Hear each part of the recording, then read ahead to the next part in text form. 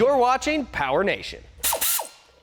We got a perfect day for this. I mean, sun, no clouds, little bit of a breeze, ton of gear, and 2 completely untested trucks that need to get some miles on them. You wanna go hit some dirt and trails then? Let's do it. All right. Honestly, this thing made it in here quite a bit easier than I thought it would. It was easier than the Land Cruiser. Yeah, I mean, it just walked right up the entrance hill.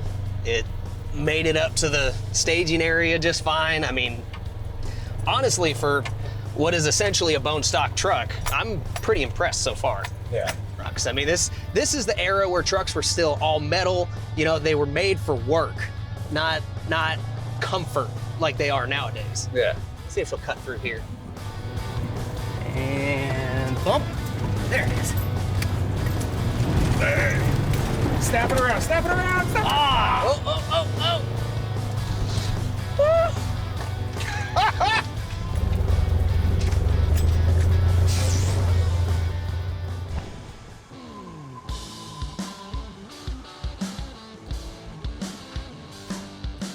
All right, now that we're back from Woolies, the work's gonna start. We got a lot of big plans for this truck, and we need to make miles, plain and simple. So, Eric, you wanna walk us through what we're doing today?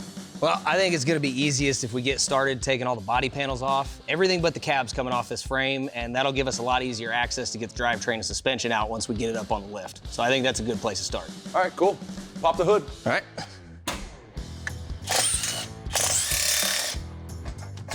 So now that we've got the grill out of the way, I'm gonna move on and keep getting all of the front clip torn off, starting with these lights and bezels. Hey, Chris, a lot of this stuff's in pretty good shape, so try to be careful taking it apart, will you? All right, no problem. Have you seen my 10 mil? I have not. I don't believe you. You know, it's one thing I don't understand about these OBS trucks is why this part had to be so complicated to take apart.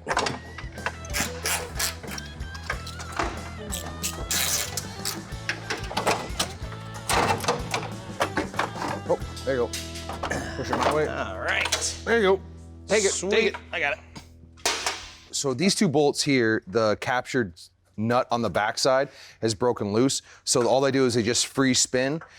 My hands are too big to get underneath with a wrench to actually clamp onto it. So what I'm doing is I'm taking the brackets that hold it in to the fender as well as the core support, undoing those. So I'm gonna take it all out as one unit. Okay, so this is what I was fighting with. This is the clip that I was talking about, okay? You can see a little piece over here. Part of it, this little strip that's no longer existent, and the same over here, decided to find a new home somewhere between here and Michigan, so it's out now. Anyway, moving on. Chris, I'm gonna crack this bumper loose real quick. Just watch your toes. Ready? Yep. Careful, don't scratch it. It's still nice and shiny. It's because you haven't gotten into it.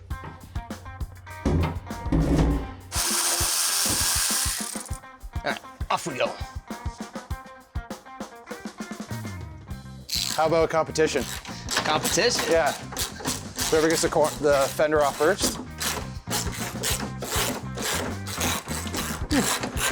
What are we playing for? 10 mil socket. You just give me mine back. How about I don't know that? what you're talking about, but okay. Oh no. This is gonna get tighter until it gets loose.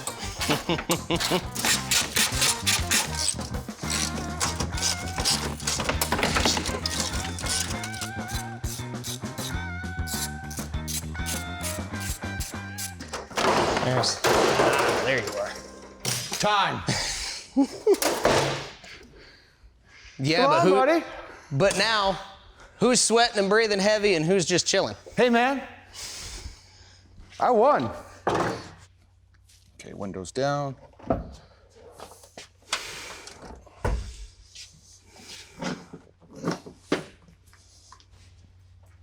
So that wasn't bad for what we got accomplished today. I can't complain. No. I mean, no, not at all. we got the truck stripped down, the box is off, ready to go, and we are getting so much closer to dropping this 600 horsepower-ish 460 under this hood.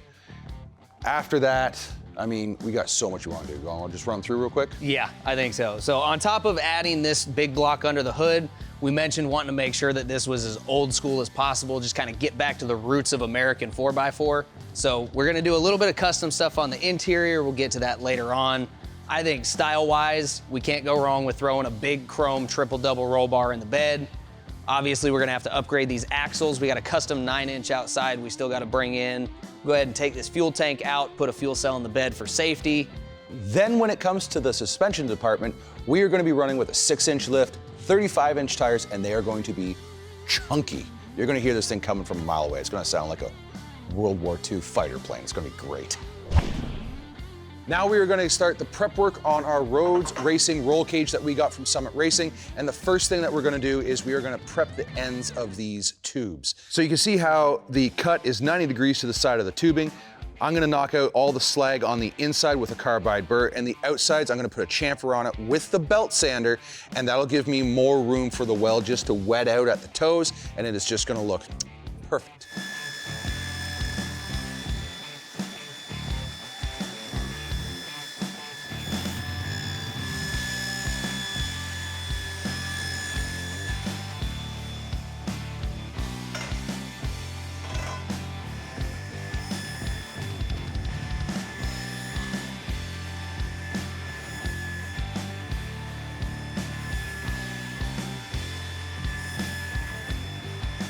I beveled the edges for a larger surface area. Why am I doing it with these ones here? When I'm sitting there and welding this out down through here, I have a nice trough for the weld to sit in, and I'm gonna get good consistency the entire way across, good penetration. What happens when I put a third plate in here? What happens? I'm gonna have 3 things trying to occupy the same point in space. By knocking off those corners, all right, I'll be able to put a little tack in there, and then when I go to weld, I'll weld right over that tack, and everything is gonna become smooth and consistent, and it is going to be a much stronger weld.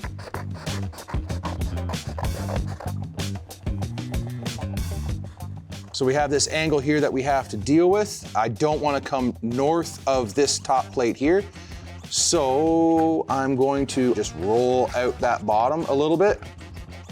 Now that I have a rough line to start with, I'm honestly just gonna trim close to it and just keep doing the same thing over and over and over again until I get the fit that I want and go from there.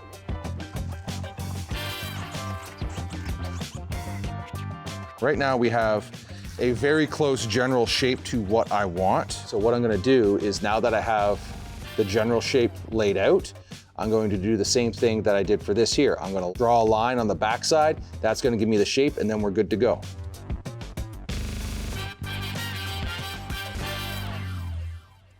Now that I have all of the paper templates transferred over onto the steel plates that were provided with the kit, I'm actually just gonna cut it out into the bandsaw. I am gonna go as close as I can to the line as possible, and then get to the line on the belt sander, put it in, final check, and then tack weld it together.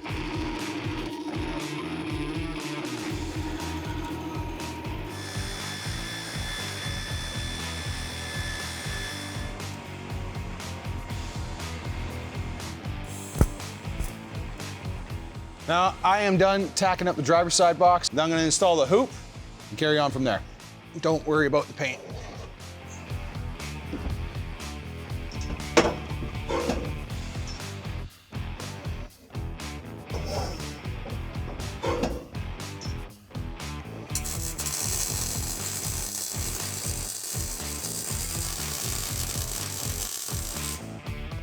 There we go. I have everything already done, and I went to go put this bar here in place. And because I'm abnormally tall, it's not hard for me to get in. But in order for Eric to get in, we're gonna need a trampoline. So I'm gonna be nice for once, and I'm actually gonna put a little bend into this so it's easier to get in and out. And then after that, it's Eric's problem. I mean, foot placement, I'm pretty all right with this, but I'm still right up against this cage, and I'm still straight up and down. Plus, I'm already short on room to the ceiling. Okay, so we're gonna have to get these seats real low, and I think maybe move the cage back just a little bit. I mean, all right, we got room for that, right? More than enough. We have this whole pocket here. So I'm gonna cut these tacks I'm gonna forget about this for now. I'm gonna cut these tacks, trim the boxes so I can push them further back into this space here. And then once this is relocated, we can get some potential lean back, then I'll worry about this here.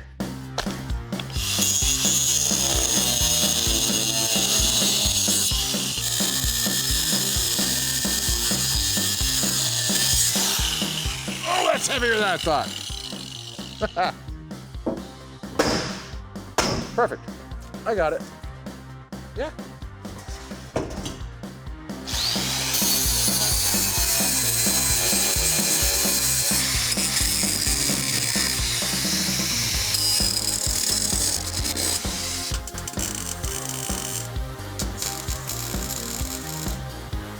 Okay, I can weld to that. I can weld to that. Look at that. Tighter than a beaver's dam.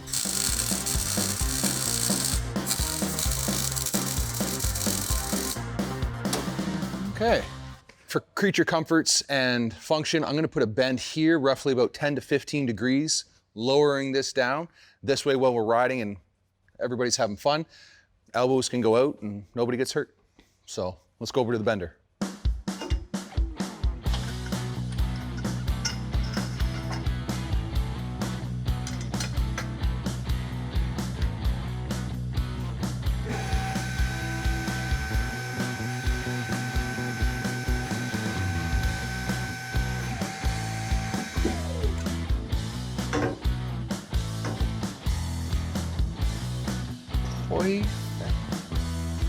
Perfect. All right. So I know this doesn't look like a big change to some of you guys, but this little variation here is going to take your projects from here to here. What I need to do now, though, is I need to reinforce this bend here. I'm going to do that, and then once that's done, I'm going to recreate it on the other side, and then after that, we are ready to rock and roll, welding this thing out, and then welding it into the cab.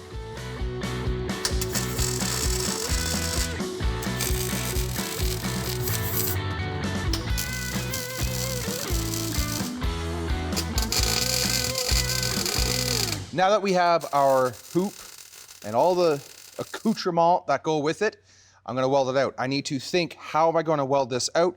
Because I do not want start stops here in the center. One, I don't like it. Two, it's not gonna be as strong. So what I'm gonna do is I'm going to weld here and down and around, and I've have it lifted up off the table as much as possible so I can try and get this all in one go. Then I'm gonna come across here and tie in that start stop with this here.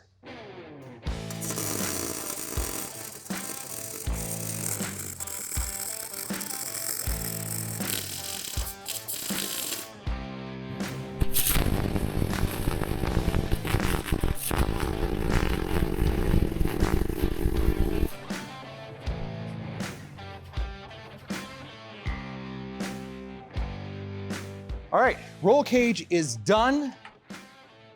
I'm now gonna hand this off to Eric. This looks sweet, but I'm starving. Eric! Eric, I need you! This is our old 8.8 rear axle. Now, from the factory, these things are pretty solid, but with what we're doing to this truck, we need something a little beefier, which is why we got this nice fancy 9-inch from Quick Performance. As you can see, this axle is missing a few things that it needs to be installed under our truck, which is why we still have the old axle here, because there's some measurements we need to take and transfer onto our new one. So we're gonna be starting by getting our centerline measurement from leaf spring to leaf spring. That's gonna give us our spacing that we need to be able to get the spring perches installed in the right place, or at the very least, a rough idea of where they're gonna need to be. So now I'm gonna bring Chris in so that I can make sure I get a dead center measurement from side to side. You want center of the pin? Center of the pin. I'm on it. All right, and we are looking at 44 and call that 9/16. What we're gonna do from here is we wanna find a dead center point on this axle based off of this measurement. Now that we found the center of this new axle, we can take the measurement from spring to spring off the old axle and use that to figure out where these spring perches need to be placed. Looking at this axle housing, you would think that this fill plug should be the center of the entire assembly, but it is not. That's why it's so important. You can see our actual center point is probably about 3/4 of an inch off from where you would assume it would be on this fill plug, which is why it's so important to measure, measure, measure, and make sure you get everything right. that is 4 15/16. So now that we know those marks are accurate to each other and even from the center, we can roll this thing under the truck, get the leaf springs in, and start getting it fitted for good. Nope, nope. It rolled a little better than I expected it to. Before I can place the axle under the truck, I'm gonna go ahead and get some new shackles and the new leaf springs that came with our 6-inch BDS lift kit that we got from Summit Racing. So you can see our spring doesn't quite reach to this front hanger.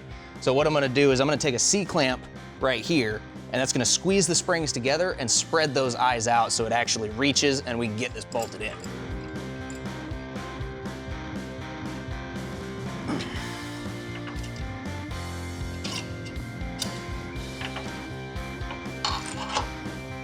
Just like that. Now, the reason that this method works is putting these clamps on here essentially simulates a load being put on the spring. Now, it's not the easiest thing in the world to do, but it is one of the easiest ways to get new leaf springs fitted, especially if you've got really stiff lift springs like we've got here.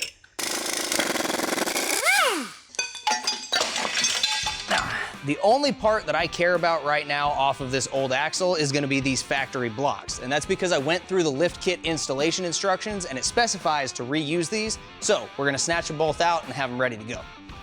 The stud hole in our spring perch is not quite as big as the stud on the bottom of the spring itself. So what I'm gonna do is I'm gonna go ahead and measure that pin and then drill that out so that the size matches. We can get those on and carry on.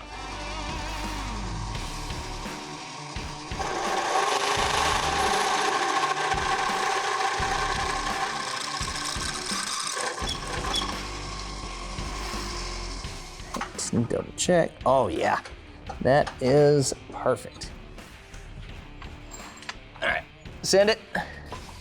Watch your fingers. Oh. Right there. Let's go ahead and,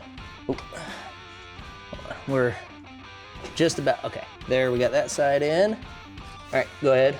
Do you need this to come forward a little bit? Just a touch. There we go. All right, give her a little pump. A little more. All right, see we got just a little bit of tension on our block here. So I think for right now, since this has to come back out, should be okay.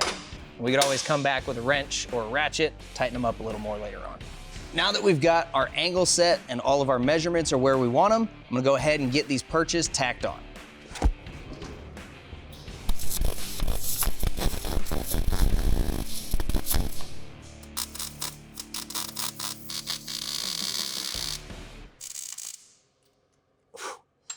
That is gonna be the last of our mock-up done here in the back. All that's left is just one more shock tab getting tacked in, verify all of our measurements, and then until we can get the weight of the vehicle on this axle, we are finished up back here. Time to move on with the front.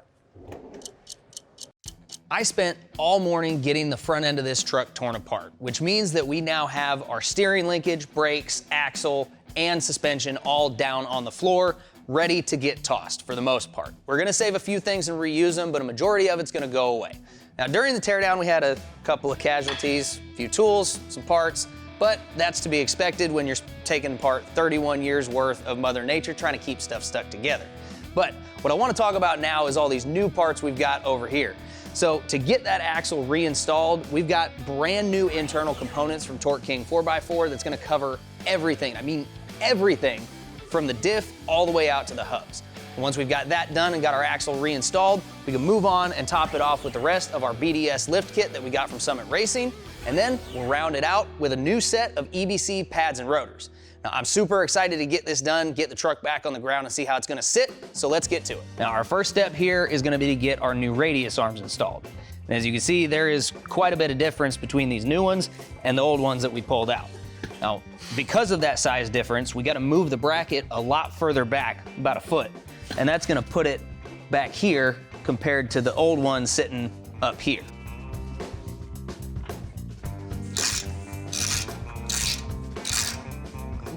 Now, our C-clamp is a little bit close right here. So what I'm gonna do is I'm gonna get these 3 holes drilled, get the bolts in, then I'll be able to take this out of the way, get that drilled and bolt installed.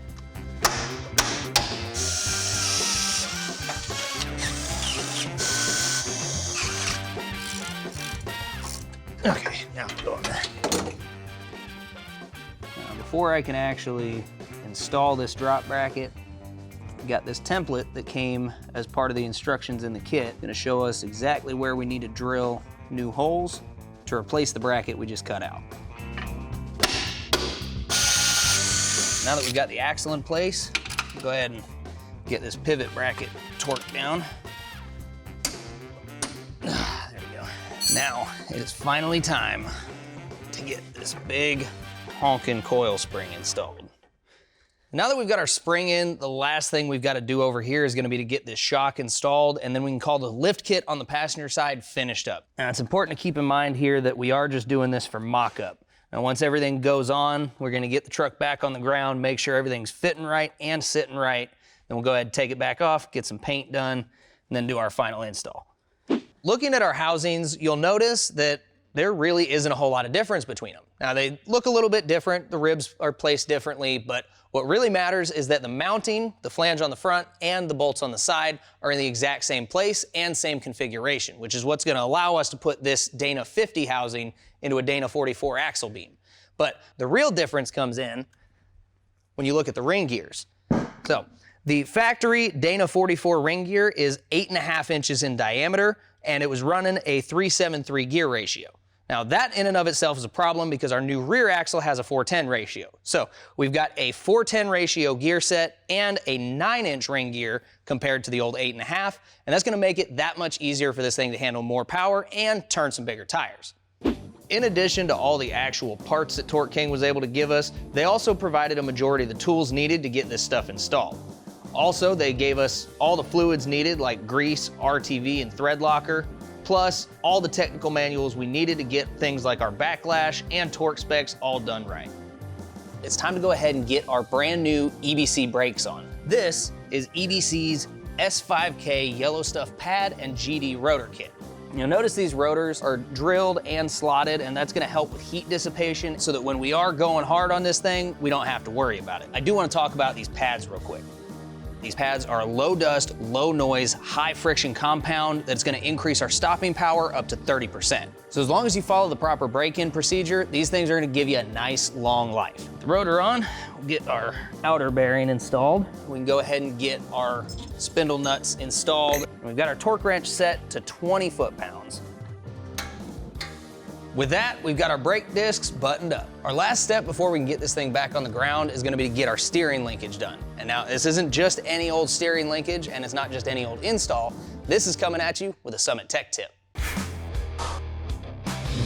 Our center link here is way below where it needs to be to connect with this pitman arm. So let's go ahead and bring that up. And as we bring that up, we'll notice that our wheels would be pulling in way too close together, and there is nowhere near enough adjustment in these tie rods to make up for that. That's gonna cause all kinds of weird problems, mostly bump steer, alignment issues, and all of the tire wear problems that come with alignment issues. And this is our solution to all those problems. This is a Superlift Super Runner steering linkage that we got from Summit Racing. And as you can see, the linkages themselves are already a lot beefier than anything that we pulled out. I could try to explain to you guys how this thing works, but I think it'd be a lot easier to just get it installed and demonstrate it. So let's do that. The first step to get this installed is to drill a couple of holes in our driver's side axle pivot bracket so that we can get our idler arm mounted.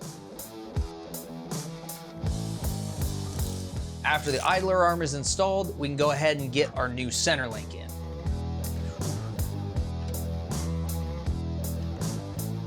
From there, it's time to get the tie rods in and make a rough adjustment to get our toe at least close to where it needs to be. Now that it's installed, like I said, these tie rods are much beefier than what we pulled out, and it corrected some geometry issues that we would have had if we kept a factory style steering linkage. But now that this is done, we're just about ready to get this thing on the ground.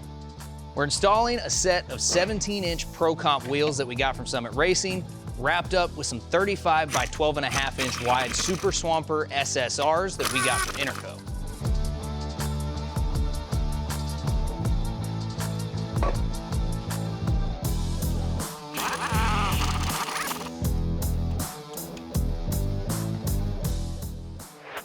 All right, first thing we're gonna do is we are gonna cut off these old motor mounts and make way for the new ones.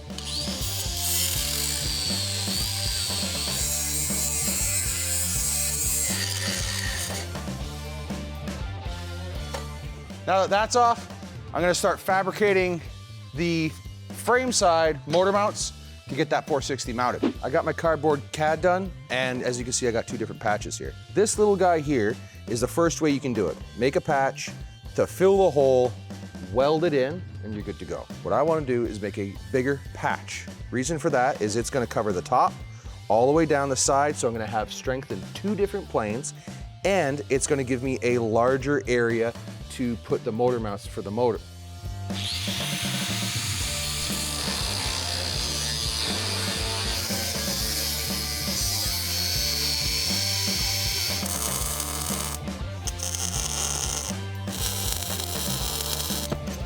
Oh, that's better. The material's going red. That's exactly when you want to start bending it. So you got to have everything ready. And now, you sit here. I need a hammer.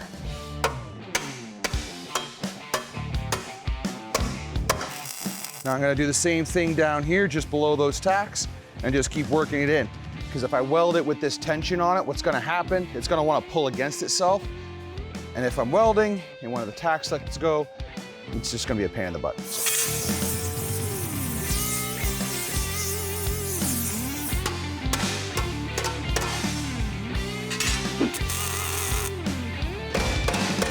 There we go. All right, next up, I'm gonna work in biggest patch to smallest. So now I'm gonna bend on this line here, get everything folded over, tack, tack, tack, and then this guy here should still be up. I'm gonna do that guy last.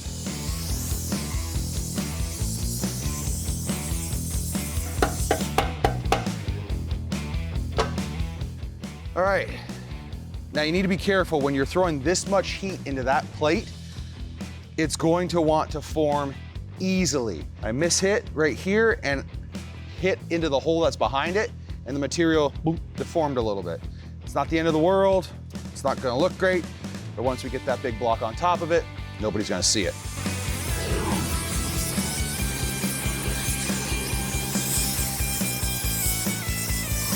Something that happens when these plates are cooling down is they're gonna wanna spring back into their original position a little bit. And that's exactly what happened on the top of this passenger side plate. I thought I could get away without tacking these corners. I was wrong. So I'm gonna come back, heat it up, tack it, and then I can weld that out completely, move over to the driver's side, weld it out. So right now I'm gonna be working on the front side of the motor mounts.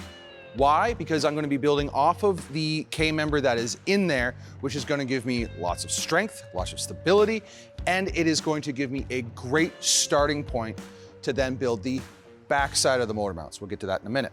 Right now, let's talk about the front. I started with just a piece of 2-inch DOM tubing that I pulled out of the scrap bin. Then what I did was I just cut a little pie slice out like this. Now when you put the bolt in, you can actually get in there a little bit with your fingers, but more importantly, you can see what you're doing. We need to create some legs that come off of this to mount to the K-member. And what I'm gonna do is I'm gonna take this plate here and I'm just gonna tack it on the ends. And what that's gonna do is it's gonna hold it in place, let me go over there and make sure that this is at the right angle. How far over do we have to go? Where it's sitting now is where it needs to be. Okay. I think what happened is once you took the tabs off of that motor mount on that side, it allowed it to shift because we were using those tabs to hold it in place. Yeah. What if the whole motor went up a little bit? My hands are good. A bit more. How's that? Right there. Okay. I don't want to go any higher than that, so that works out. In that case then, I'm gonna bring over the welder. I'll tack this in position. All right, perfect. We got this core support and radiator both from Summit Racing, and as you could probably tell, it is not anything close to what we pulled out, but that's okay, because this is for a 92 to 96 diesel on the core support and an 83 to 94 diesel with the radiator. Now, this actually bolts into our factory location on our frame, so we don't have to worry about doing any modifying or anything like that to make it fit. Now, the radiator itself is part of Summit Racing's classic OEM radiator line. Now, that is going to give us top performance cooling, all while not having to worry about modifying anything on the core support side. Now, these radiators are offered in various styles and sizes to fit your engine bay and your needs. If you're looking for one and you need something that's not going to break the bank but still give you the best performance possible, make sure to check them out. But for the time being, all we need this for is to get it mocked up and make sure we've got clearance for our fans later on.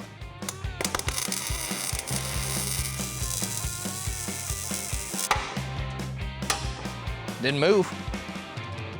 And that works because we're still looking, we're just a little bit off kilter this way. But now that we've got that in, I think we can use that to hinge down, and that'll help lower the top of the engine a little bit too.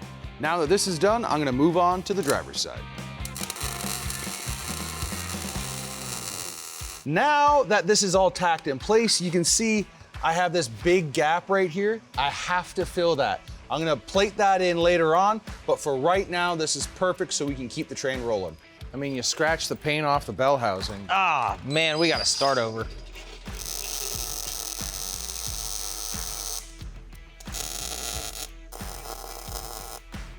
Now that that's done, I am going to just start welding her out, get her done.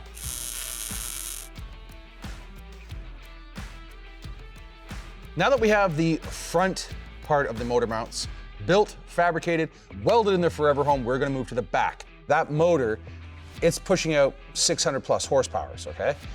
The torque that that's gonna create is going to twist everything. We need to put this into what is called double shear. So if you have a bolt, all right, that's a perfect example right there. Eventually what's gonna happen is that bolt's gonna bend, and then everything down the line is gonna get screwed up, it's gonna be pulled out of alignment. You don't want that. You want it in double shear, so no matter what, it is good to go. For right now, we're gonna work on the back end of this, and this is how we're gonna start. I have my cardboard, and I have the cardboard template from when I made this filler plate, all right? What I think I'm really gonna do is go off the bottom of this K-member here. It's wide, it's super strong, and it's gonna be more than enough beef for what we need. I wish I was shorter. I could just walk out of here.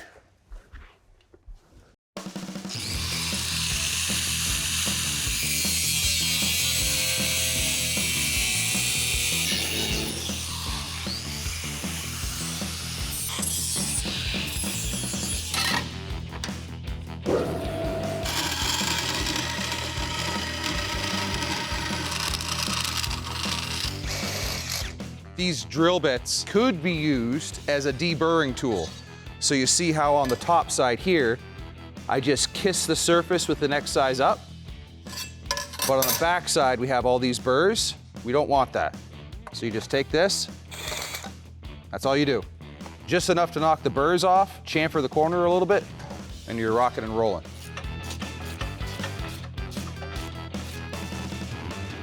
Eric loves doing brake lines. So doing this with the stock ones actually is doing him a big favor and is letting him be more creative. Friends, there's a lower lip that you can't see on here, and I want the bottom of this to sit right in the corner of it. It's the strongest part of this section, so we're gonna utilize that. I think what I'm gonna do is just bend it just slightly below the joint itself. While I'm there, I like the amount that I have sticking up above the motor mount, so I'm just gonna bend that in the opposite direction. Nothing crazy, like 10 degrees at the most, and then we're gonna get rocking and rolling.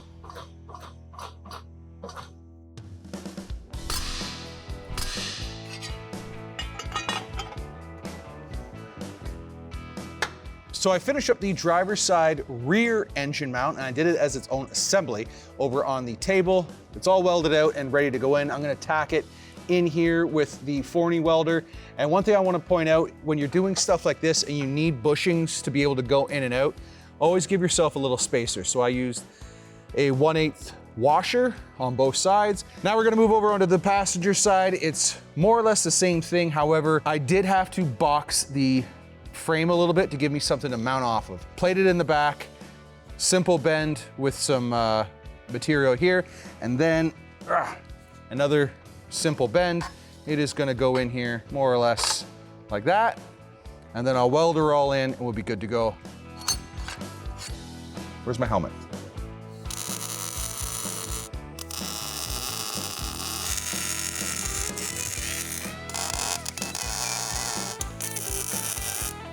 That side's tacked in, ready to be welded out. This side's tacked in.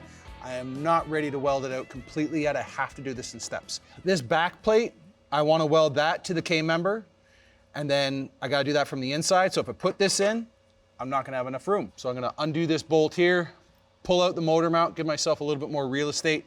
I got it set to the welder relatively hot. This way I can do a quick, fast downhand weld, get it in there nice and hot, good penetration, because penetration is key when you're welding. And then I might do a little stitch on the inside on the bottom here. Once that's done, this guy will go in and we're good to go.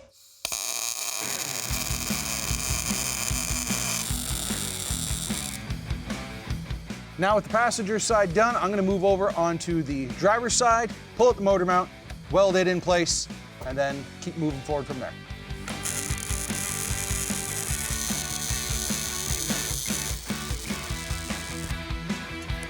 Now I need to let that cool down as well so I can weld the inside, because everywhere I'm gonna rest my hands to get stability is gonna be hot. Welding produces heat, just in case you didn't know. All right, now we are moving on to the cross member for the transmission. These are the frame side mounts for the transmission mount. What's gonna happen is these are gonna get welded out, but right now what I need to do is weld this to this, like this. This is 120 wall. This here is 3/8. By the time this is ready to start welding, so it has liquefied a little bit, this is gonna be on its way out the door, and it's gonna be a tough dance to do. So a good cheat is you sit there and you get yourself a propane torch, throw some heat into the part first. What I like to do is I'll grind the mill scale off like I have here, and then once that starts turning like a straw color, that's when I know, okay, this is good to weld.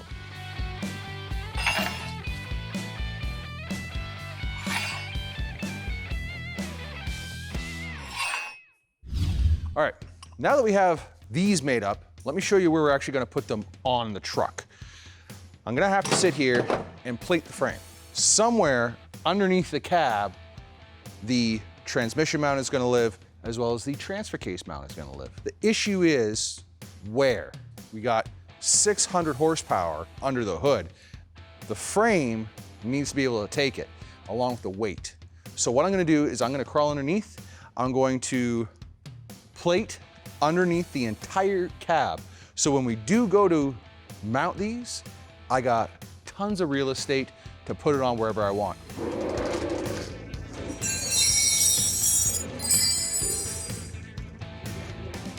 So what we need to do is this section of frame is where we're gonna box it in.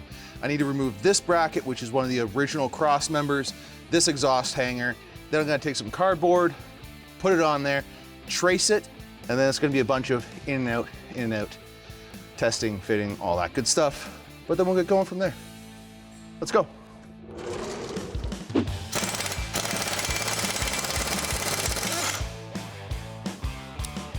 All right, I spent a little bit of time under the truck doing a little bit of cardboard CAD. I have everything transferred over onto some 3/16 plate. Now I'm going to run it through the bandsaw, get it all ready to go, and then we'll go put it into the vehicle.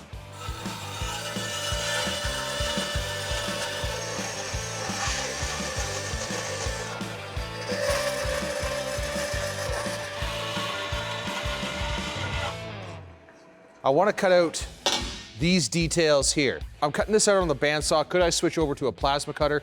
100%, but I'm not gonna do that. What I'm gonna do instead is I'm gonna sit here and I'm just going to cut all the straights and then over, cross, and then just keep doing that over and over again. And then I'll come back with a flap wheel on the grinder and just bevel it all out.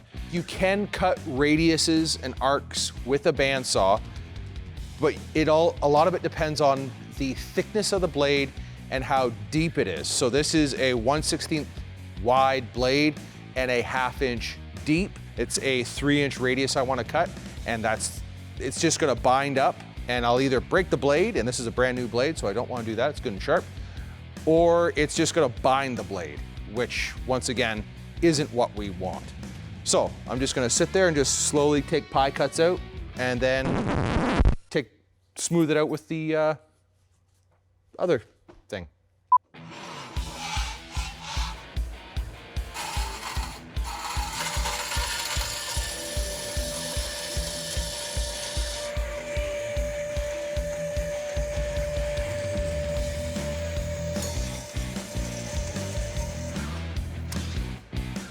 The thing to remember is this truck is from '94, so nothing is going to be 100% straight. There's a few little bends here, but it's nothing that I'm concerned about. This fits nice, so my next step that I'm gonna do is I'm actually gonna grind, clean the inside of the weld. So I'm gonna do a 2-inch weld, an inch gap, 2-inch weld, inch gap, 2-inch, all the way along. And what that's gonna do, it's called a stitch weld. It's going to minimize the amount of heat that goes into this, stop any extra warping, and it'll just speed things up.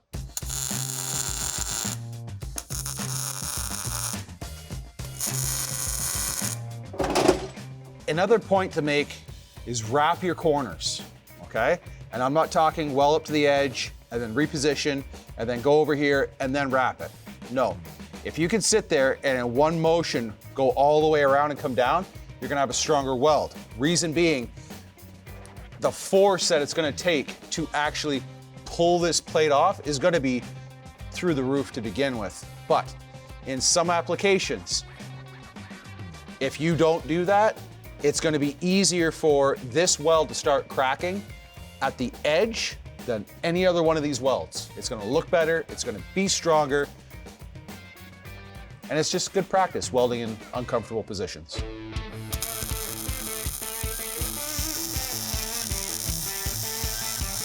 Well, now that Chris has all this super awesome fab work done to get our engine and transmission mounted in here, we're gonna go ahead and protect it with some POR 15.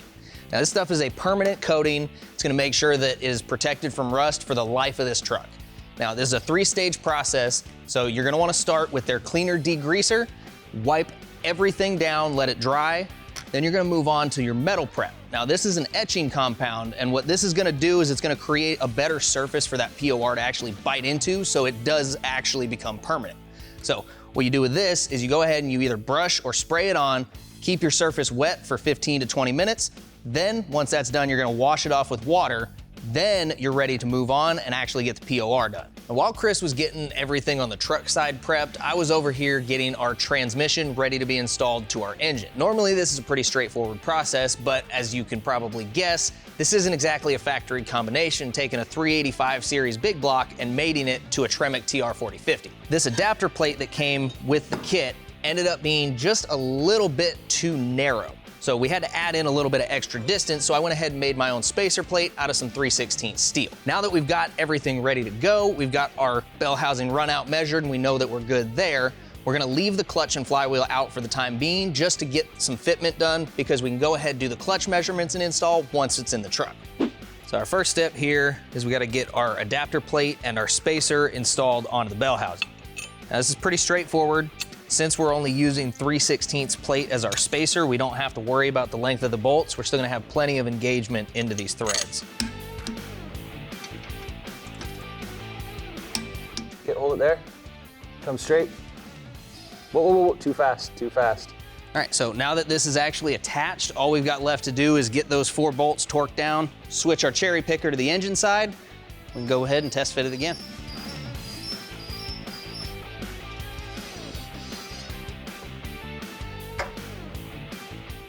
I'm gonna tighten that up just ever so slightly. All right, I'm gonna start dropping the tail end.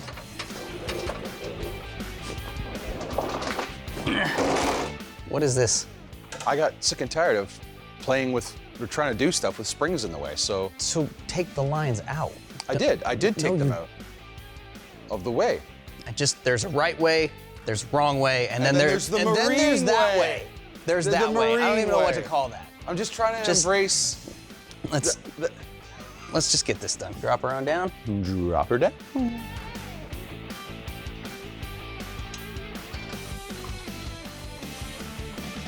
Before we actually start building out our new gauge panel, I want to talk about a few of the options we have on how to make this happen.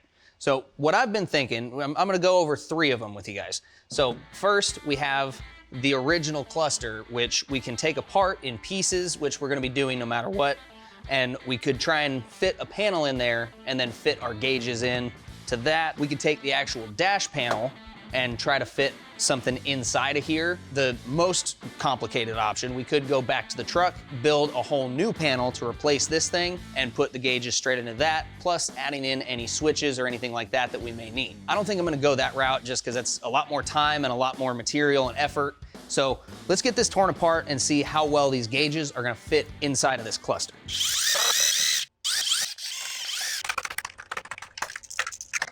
And there we have one perfectly intact pressed circuit. If you guys know me, you know that I am a huge fan of square body Chevys, which means that I am very familiar with that dash design, and I'm a big fan of it as well. We're gonna be attempting to recreate that, at least to a degree, using these gauges that we got from Summit Racing.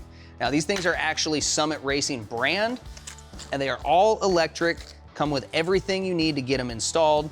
We've got our speedo, tach, fuel level, water temp, oil pressure, and our voltmeter. That is everything you would need to know in your dash. So we're gonna be getting all of these put in. Now, one of the cool things about these Summit gauges is they have what's called a full dial low warning. So with, say, your fuel or your voltmeter, if it starts reading low, like your alternator's going out or you're almost out of gas, you can actually program these things so that the entire face of the gauge will start to flash at you and say, hey, something's going on and you need to check it out. Definitely gonna have a lot of trimming to do in here. Things don't have to be sitting exactly where I want them to end up at. This is just to see space-wise if we could fit it all inside of this case. As you can see, inside of the case itself, it looks like we would definitely have room to fit all of the gauges.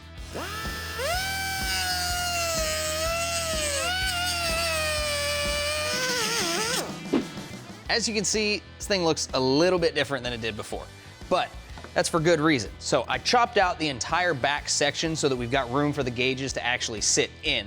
Now, before we install them, obviously we're gonna need to make a plate to go across the front of this so that they actually have somewhere to sit.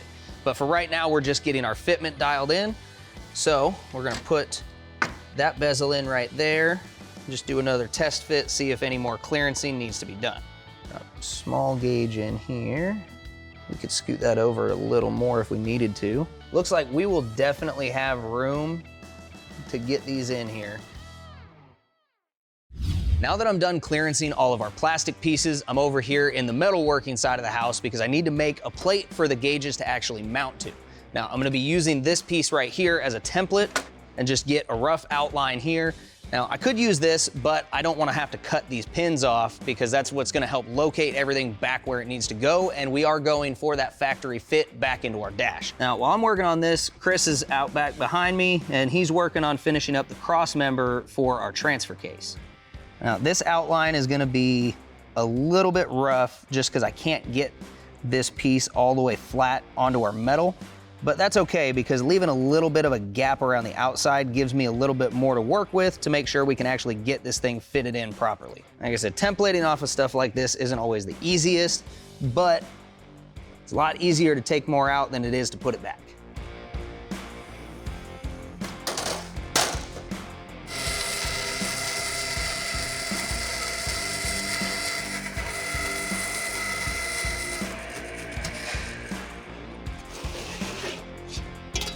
Now we're back at the table, and our next step is gonna be to get a couple of holes drilled in this so that we can fit it directly onto the actual housing for our gauges.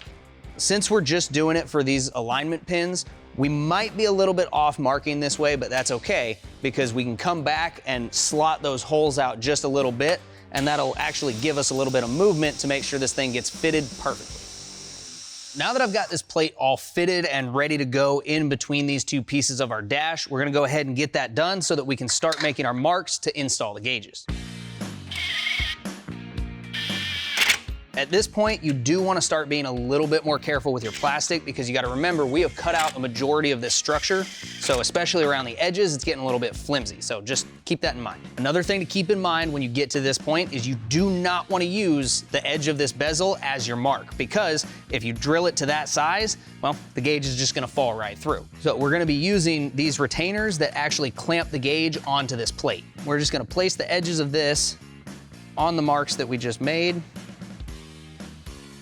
And you want to Be real careful to not move this while you're making this mark. I went ahead and center punched and got pilot holes drilled for all of our gauges. Now I've got the hole saw set up and we're gonna go ahead and get these knocked out. Anytime you're using a hole saw, you always wanna make sure you pre-drill your pilot holes instead of using your centering bit, because it's just gonna make it that much easier to make sure you stay where you're trying to get at. Now, aluminum is definitely one of those things where you wanna be a little more careful because it's more prone to distortion and pitting, marring, and everything like that because it's so much softer than steel. So take your time when you're doing stuff like this, and you'll be just fine. And this is aluminum, so you don't have to go too crazy. Just nice and easy.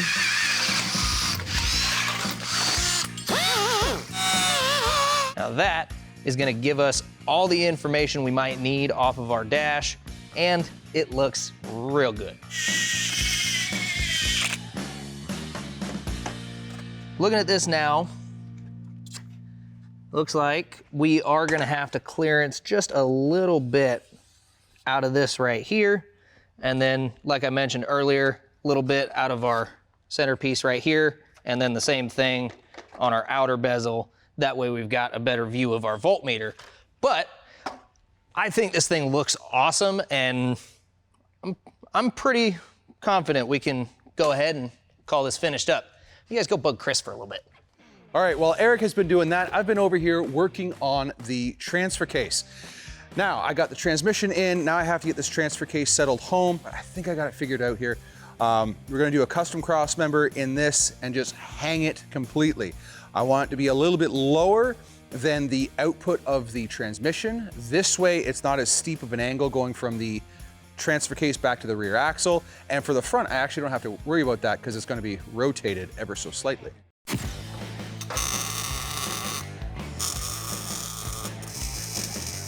Now that we have the brackets permanently welded and located, what we're gonna do now is we are gonna remove this center section of tube and we're gonna replace it with a chunk of plate so we can go up and over top of the rest of the T-case. That's gonna give us a good alignment with the back end of the transmission, and it'll allow us to get us a good shot with the drive shaft down to the rear axle.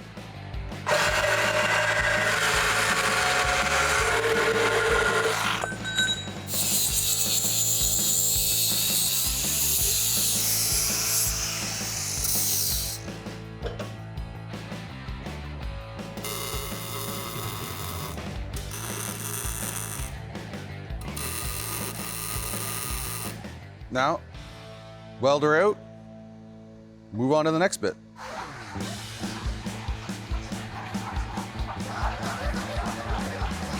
Right. I'd say right about there. Yeah. There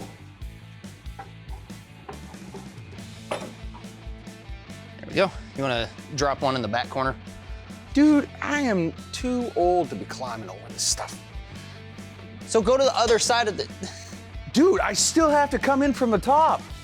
Just go around the other side of the lift post, lean back, and do that. How long do you think my reach is? Longer than mine. This is our doghouse, also known as just the cover for our transmission tunnel because we have a manual. Anyway, we need to make a new one because the TR4050 that we have in this truck is too big and it is also further back, so our hole doesn't line up. So we need to make a new one because if we don't do that, then we're just gonna be getting a whole bunch of mud and debris inside, and then Eric's gonna be complaining when we're off-roading, and he does that enough. So let me show you what we're gonna be doing. Speaking of complaining, found a slight issue back here. Of course you did. What is it? I went to make sure I dropped the other cat's paw in to make sure that we were even in the back, and I noticed we still have a little bit of a gap here. How much is a gap? Maybe a quarter inch, but it's between the top of the bushing and the bottom of the cab. And it's because... You're sitting on the cross member. Yep, floor's resting on there. So, just chop it back the rest of the way, do a full tunnel. Yep.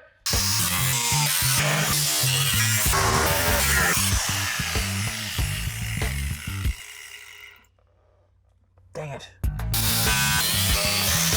What I'd like to do, or what I want, is the original lip that's around the top there. Yeah, we'll maintain that. Yeah, just push it forward and then make it fit. If you could make a patch panel out of that, that'd be glorious. Yeah, I mean, really, we should be able, I'll just trim out back here. We should be able to flip it to the front side and just put it right back in. All right, and just for a rough idea to make sure. Just for a rough idea. I'll wait.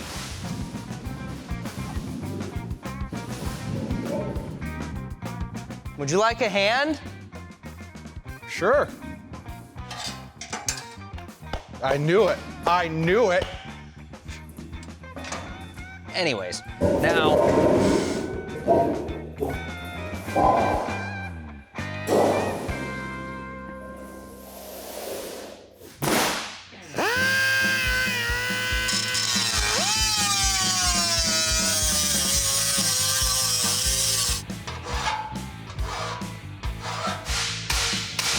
Looking good over on this side.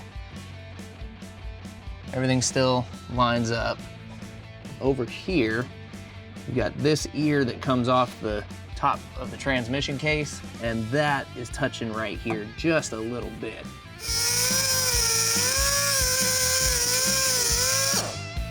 All right, little tight, but I think I can go ahead and call that good.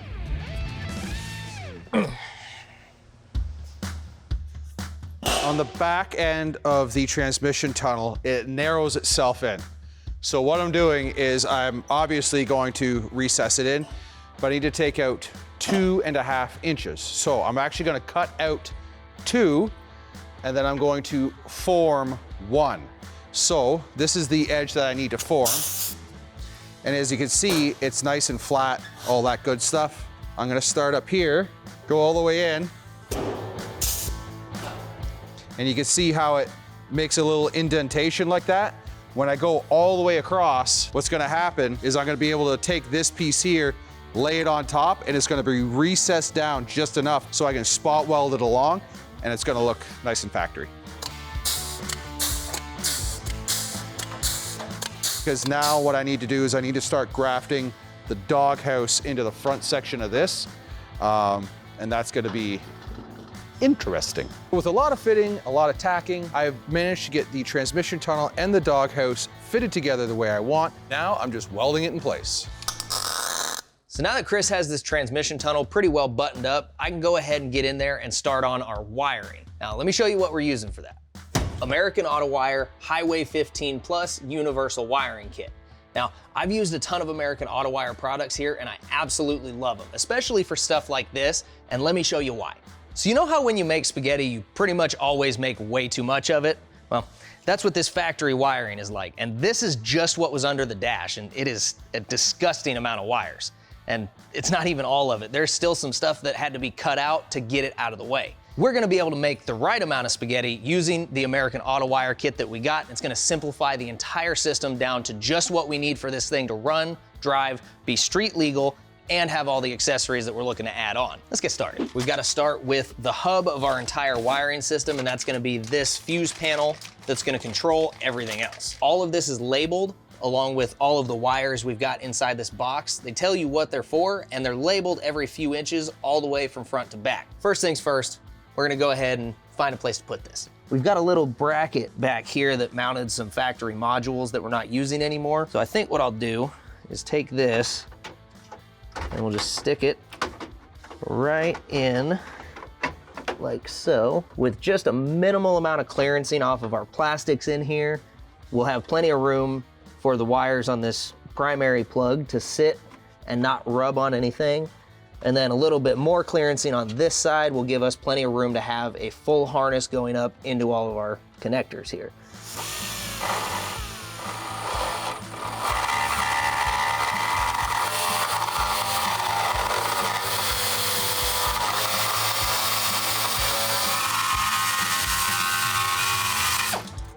I think we can call that good. So we're gonna go ahead and before we start running the wires, we're gonna get some components installed so that we know where those wires are gonna have to go. All right, so there's just a couple of things I wanna get installed before I start actually running these wires. It's gonna be our new headlight switch, ignition switch, because as you can see, I pulled the factory one out, and our new dimmer switch, because it's always cooler to have one on the floor than up on the column.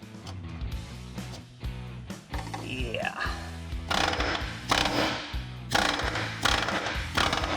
So that'll work. We're still a little bit close, but I don't want to take any more out of that. So what I'm gonna do to solve that problem is when I go to screw this in, I'll just put a washer underneath of it on either side, and that'll give it enough standoff to be able to plug straight in, have no problems at all. Next up, we've got our headlight switch. Just right here next to the steering column is gonna be just fine. We had plenty of room behind that panel, so that's where that headlight switch is gonna end up living.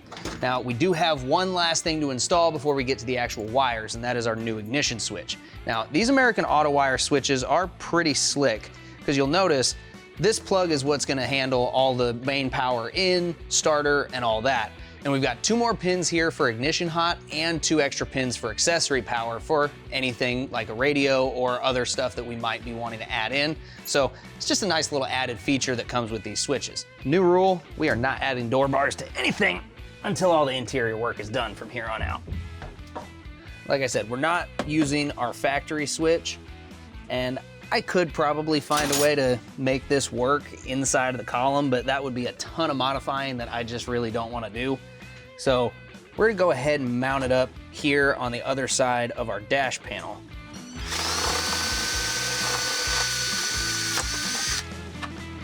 All right. Now there is one thing I did not consider that I had to fix before I could put this in, and that is the thickness of this plastic. Now, as you could probably tell, there's not a whole lot of threads to this ignition switch. All I had to do was just a little bit of careful work with a sander, thin that plastic out enough for those threads to grab on.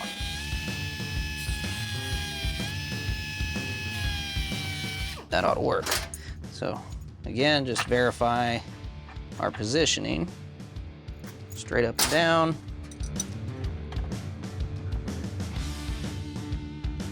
Now let's pop this back in. Ignition switch located. Headlight switch located, and neither of them is too far off from the factory positioning.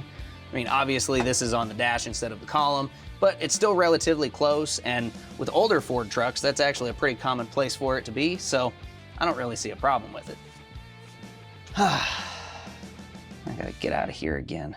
All right, now we got most of our interior wiring finished up, and we're ready to start moving our way out into the engine bay. But before we can do that, we've got to get our Phytech Go EFI 8 system reinstalled. Now, this system was set up by Pat and Frankie, so a lot of the sending units and everything we need on the engine itself is already there. Plus, we already have the harness, which we might need to make some modifications to now that we're moving it from a run stand to an actual engine bay, but we can deal with that later once we get things like the battery and other supporting components installed.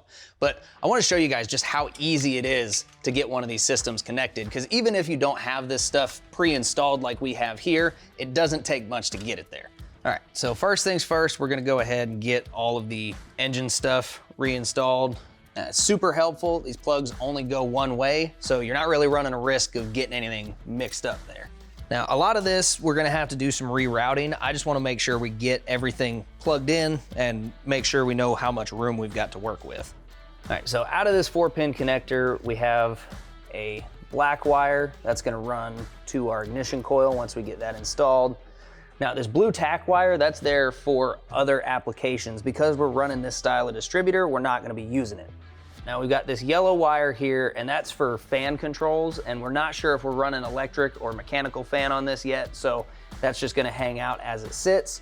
This white wire right here is gonna run to our ignition switch for key on. That's everything plugged in, except for this 6-pin connector right here. It's gonna be for our O2 sensor, and that's gonna have to wait until we get our exhaust installed. So now that we've got our complete drivetrain installed, we need to take some measurements and get our custom drive shafts ordered. Now, before I actually go and start making these measurements, I wanna check our angles to make sure those are right.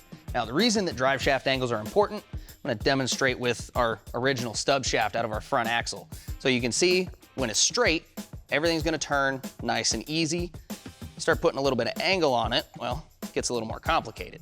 But if you put too much of an angle on it, well, right there, you're gonna run into binding issues, snapping U-joints, all kinds of crazy stuff that you really don't wanna deal with, especially out on the trail. So, we're just gonna take our angle finder and check it out.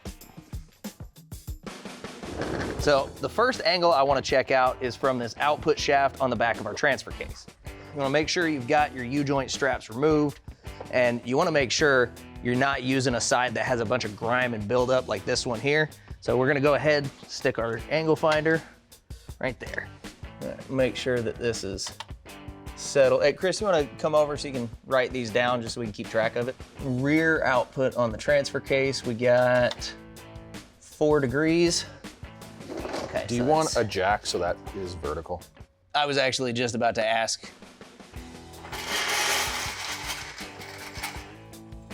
And that's got us at 3 degrees positive. So that's not too bad. There's only a difference of 1 degree there. I think the bigger issue is just the fact that there's such a height difference between these two.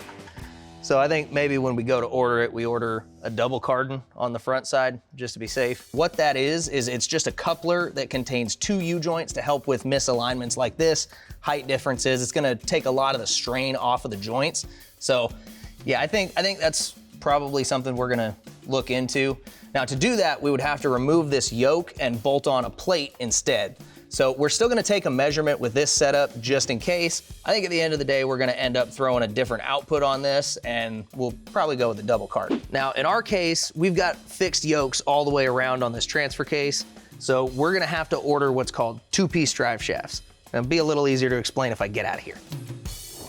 So this is actually the original front drive shaft out of this truck. Now, obviously it's not gonna work for the setup we have now, but it is a good example of what a 2-piece drive shaft is. And it's called that because it's 2 pieces.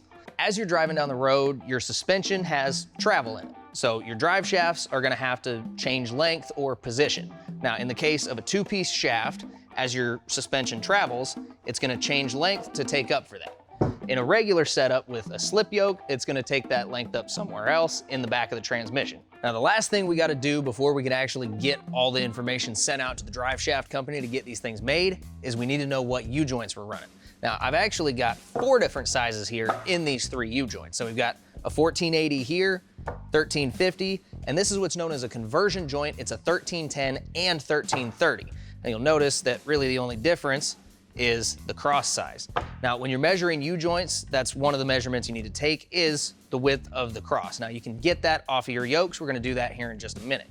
The other measurement you need is the cap size, which you also get off your yokes. So let's get back under the truck and I'll show you guys how to get those measurements. Now, obviously, if you've got loose U-joints laying around, you can use those to get your sizes. Or if you've got a new axle, we know that this is a 1350 in the rear, but you're not always gonna know that. So let's go ahead and just get this out of the way. Now, if you need to take measurements to figure it out, here's how you're gonna do it. To get your cross size on this style of yoke, you can see it's got a stop right here. Some will actually just have a tab that's gonna serve as the retainer for your U-joint cap. You're gonna measure from the very edge of that to the very edge of the other one. So there we've got 3 5/8 or 3.625. That is gonna tell us our cross size. Next, you need your cap size. So for that, you can either use a tape measure, just right here, again, from the very edge to the very edge going across. Here, we're looking at 1 3/16. Now that we have all the information we need, and we know we're gonna change this out for a double cardan and put a larger yoke on the front side of this transfer case, I'm gonna go ahead and order those. And then we're gonna double check, verify our measurements once it's installed, and from there, we can go ahead, get our drive shafts ordered. Now we're gonna get the seats installed in our truck here that we got from Simpson Racing Products. And Eric actually picked these colors out and the whole schematic, and it actually turned out pretty good. So, let's get them installed.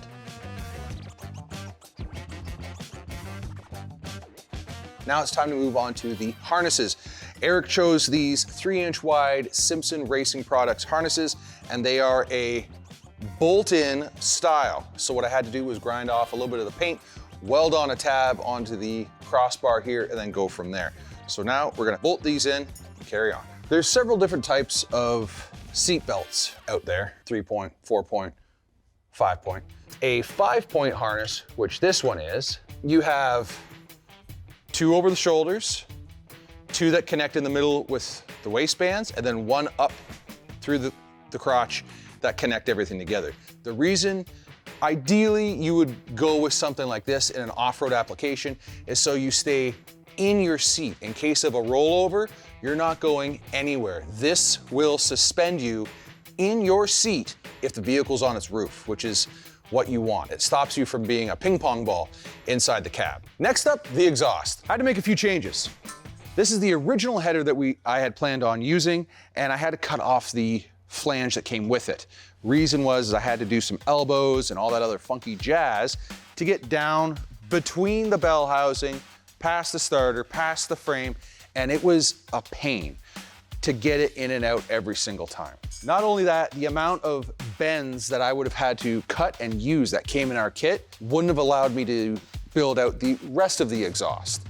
So I ended up having to change headers. I went with the set of Headman headers that we also got from Summit Racing, which ended up pointing us in the right direction right off the hop, right out of the box. So it was a smarter choice. It also worked on the other side as well. Everything's flowing nice and smooth. We're off to the races. The passenger side is coming down and straight back. The driver's side is gonna come down underneath the transmission and bell housing and then come around and intersect with the passenger side. What that's gonna allow me to do is take the only O2 sensor that we're using, and it's gonna read both banks now instead of just the passenger side. Now, the key point you wanna keep in mind is you want this about 8 inches behind the header. This way it doesn't get cooked or anything like that. And to be honest, the more heat you can throw out these things, from what Pat and Frankie says, the better reading you're gonna get. So, I got more work to do. I should just use this one.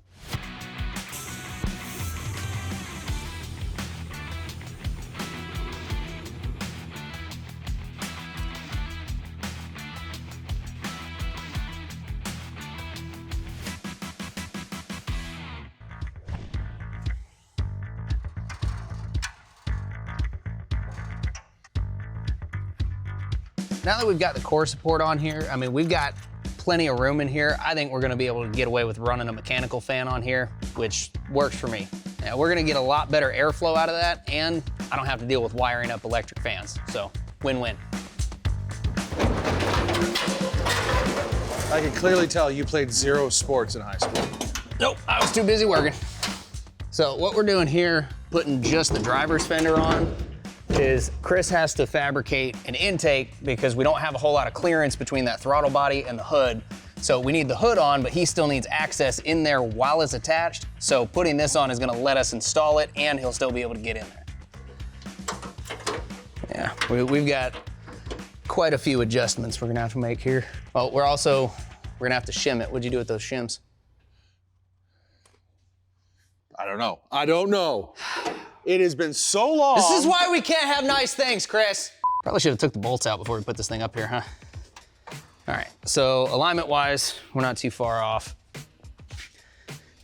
Right now, we gotta get this intake figured out, which, that's all you, buddy. This is going to be the top end of our intake. This is a turbo hat that I stole from the guys down at Engine Power. They have no idea I have it. Let's put it on before they find out.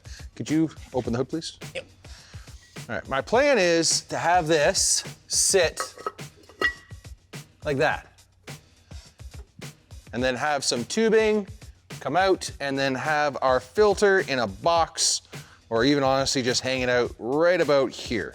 I need to start designing our cold air intake. I would like to have as straight of a line coming in as possible, and having this end of the cone pointing into the corner of the fender and rad support. So I want it to look something like this, like a big arrow. That's what I want. Okay? So where we're gonna start is with our filter, and specifically the hole right here. You're not gonna find a piece of tube that big, so I'm gonna have to take a piece of flat bar, wrap it around, and then use a strap to compress it. So my thought, because we have the factory intake here, what I wanna do is I'm gonna blow that out as big as we can. Do you wanna go with a smaller filter? No. No? Why would I? Take up a little less space, then you wouldn't have to do so much adapting. I'm not worried.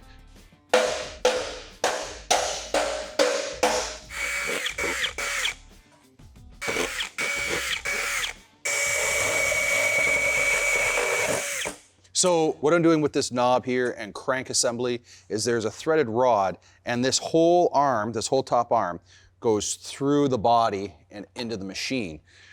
The bottom arm is stationary, and what it's doing is I have an upper and lower die, and it's moving the top die into the bottom die, thereby squishing the material and putting form into it, thereby bead rolling it. So my next step that I'm gonna do, I'm gonna put this into the brake. I'm gonna do all of my 90s, and then I'm gonna do my 45s, and then we're going to keep trucking along. Got the filter in the first chunk here, and I'm just checking for clearance. I don't wanna put it somewhere where Eric is gonna get hosed. That's gonna be it. So now that we have one of our main pieces done, now we need to start thinking structural. My next part that I'm gonna design is actually the plate that is gonna go on this surface here, and there is going to be an inner piece. It's gonna be 2 pieces. It's gonna be the only piece that I can think of right now that is going to be welded together. This is what's known as a slip roller. What it does is you have 2 drive rollers on this one, which is your top and bottom, and this rear one actually moves up and down. You need to be careful, make sure that you're moving both sides at the same amount. If not, you're gonna start making corkscrews. I have everything set up the way I want it to, and now what I'm gonna do is put the material in, make sure it's square. You can do that. I know this end is square, 100%. So what I'm doing is I'm putting it in on a slight angle, and when I feel it catch on the other side, I know that that's flat.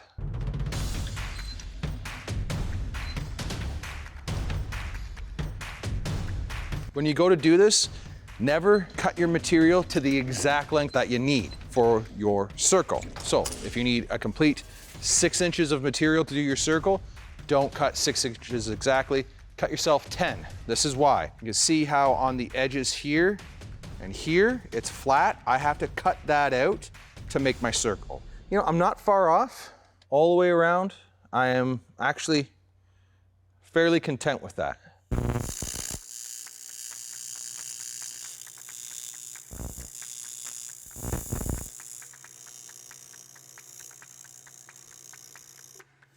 All right, now I'm just gonna let that cool, blend it down, roll it out one last time, and we should be good to go. Now that we have this seam welded up, I'm gonna go ahead, fit it to its proper backing plate. From there, I'm gonna install it into the cold air box, and then after that, into the vehicle. This way, the 600 horsepower big block Ford will allow us to have clean, cool air while we're out having fun.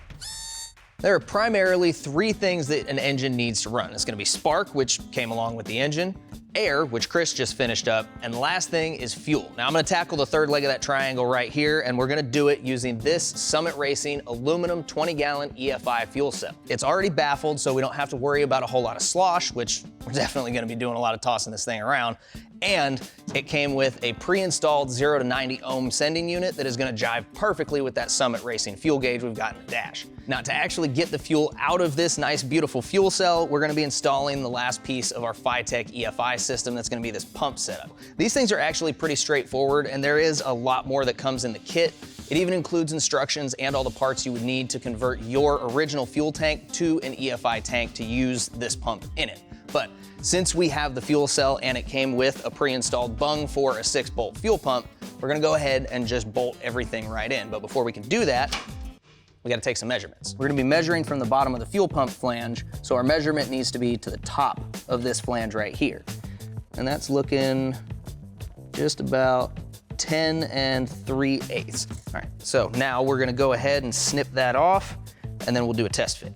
That is excellent. Now we're gonna just take a look here through the fill hole. All right, so looking inside of there, you can see we are just a hair away from the bottom of the tank, which is exactly what we're looking for, because once we add in the gasket, that's gonna give us the perfect standoff for our pre-filter to sit exactly where it needs to. So that's good to go. Now, I know I don't have them on the table here with me, but it's important to note that these do come with really good, really detailed instructions on how to do all this, and I highly encourage you to use them. Black is our return line, white is gonna be our pressure line.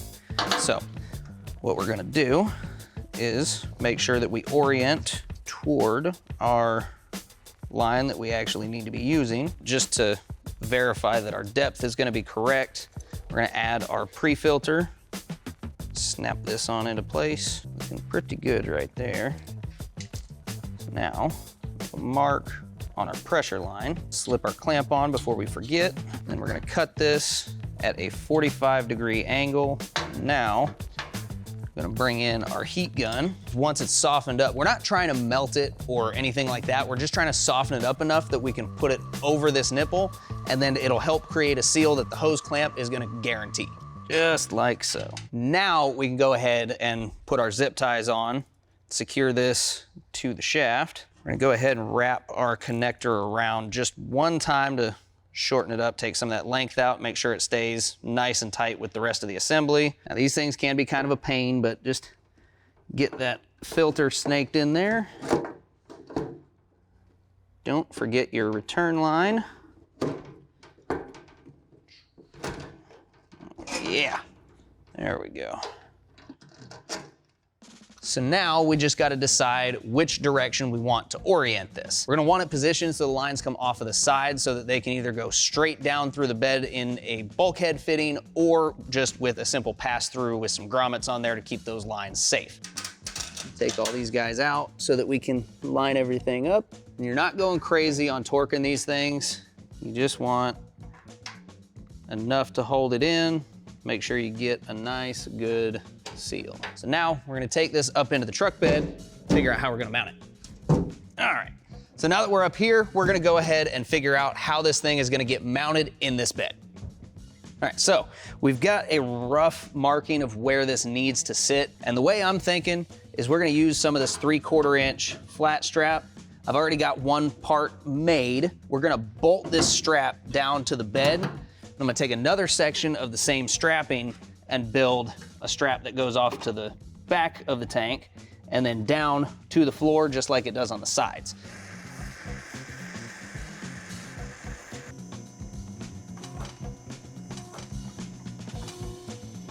So now that we've got the second leg of our strap bent, measured, and fitted in place, I've got it lined up here on the table, everything's squared up. We're gonna tack these corners, that way we can flip it upside down, we'll weld the bottom and then grind that smooth, then weld across the top. That way, you know, we don't have to worry about any of this stuff.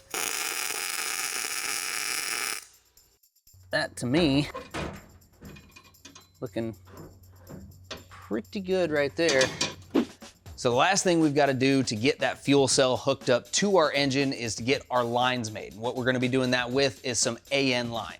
The fittings on our tank are -6, so we're going to be working with some -6 lines and more -6 fittings to get it connected there and at the engine. The fittings and the hose we're using both came from Summit Racing. It is Summit Racing brand, so we know it's going to be high quality and give us no reason at all to worry. So first things first, you want to make sure you've got a nice clean end on your hose that you can work with to get your fitting installed. We're just going to have to do a quick cutoff to make sure we've got a nice flush, even, clean end to work with. So now we are ready to get our fitting installed. First things first, we're going to get the collar put onto the hose.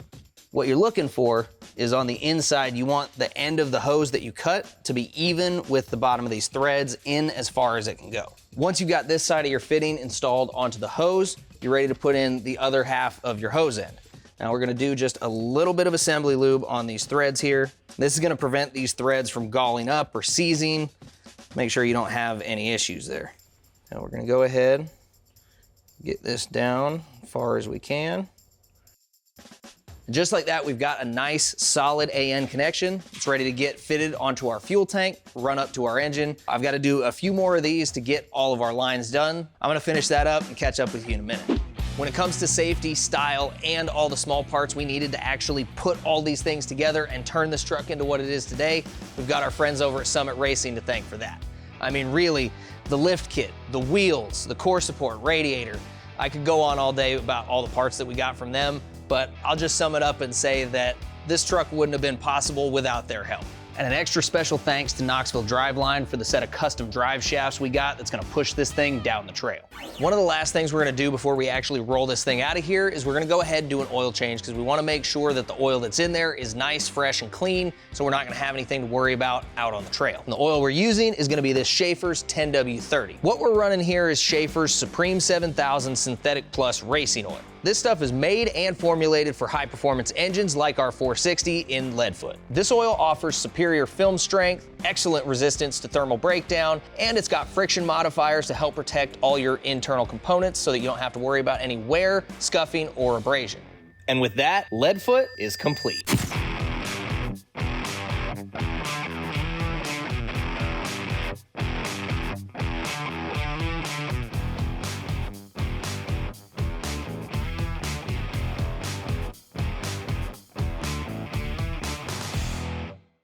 We are back at Wooley's Off-Road Park here in Linville, Tennessee with, believe it or not, the same F-150 that we had here the first time you saw us. She's got everything that we wanted to put in it, more horsepower, more height, more everything. Yeah.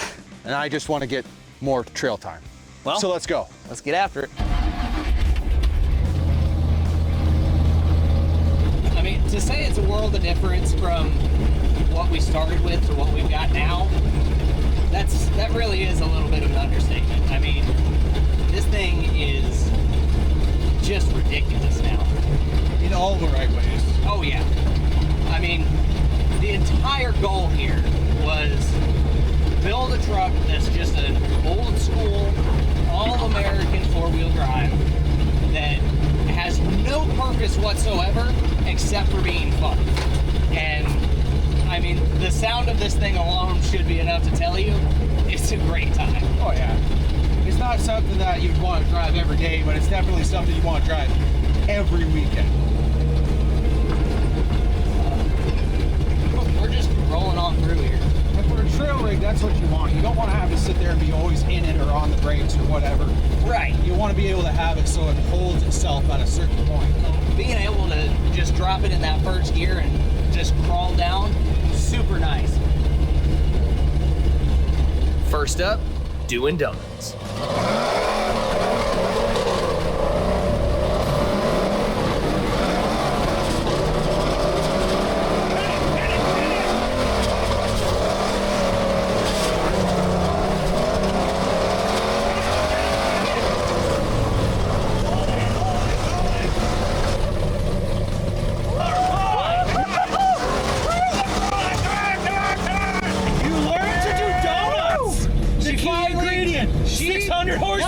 This thing just finally has the ass to do it. Boy, does she love it. Let's get rolling.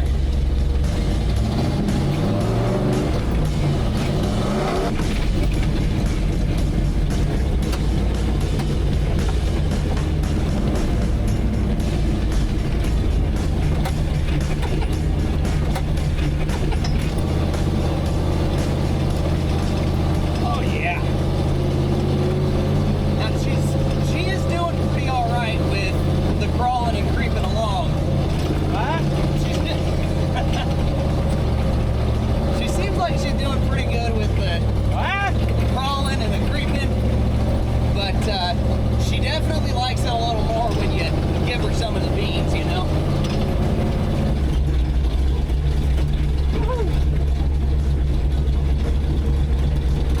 Man, this thing sounds amazing. That exhaust you did was just what it needed. Thank you, I appreciate it. I was going for that NASCAR / World War II fighter pilot sound. Yeah, just something. Just sounds real nasty. Yeah. Like you don't want to see this thing line up next to you. At least not someplace out here. Let's see how this thing feels about us now.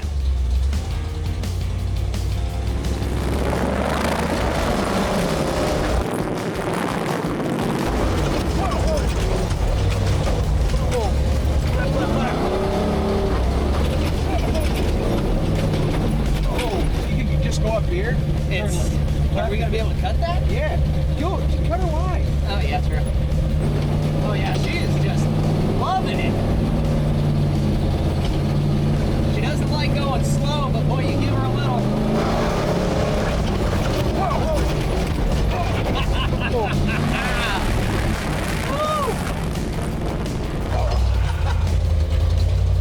Oh, I went the wrong way. That breeze is needed. Oh yeah, it's a little hot out and a lot drier than I was hoping. Actually, I was looking for a little more mud, but I mean, really, It's coming in. Yeah, the end of the day where we're at now, I think this thing handled everything great. I And mean, we can't complain. no, not at all. It turned out, it worked right out of the box, and I mean, we had a blast. Yeah, and really no issues at all today. No. It was, and the best part I think is the fact that we really didn't do a whole lot of break-in and test drive before we got here. It was really just make it run, make it move, and well, then we decided trial by fire. It worked. It could have bit us in the butt, did. but It I worked mean, great. it worked in spades. So, and I mean, we get to enjoy this. Yeah, I mean, really, this is the whole point of it, right? You get, once you get done, you have your fun. You want the view. Exactly. Yeah, I think it's safe to say for a first project, nailed it. See you next time, folks.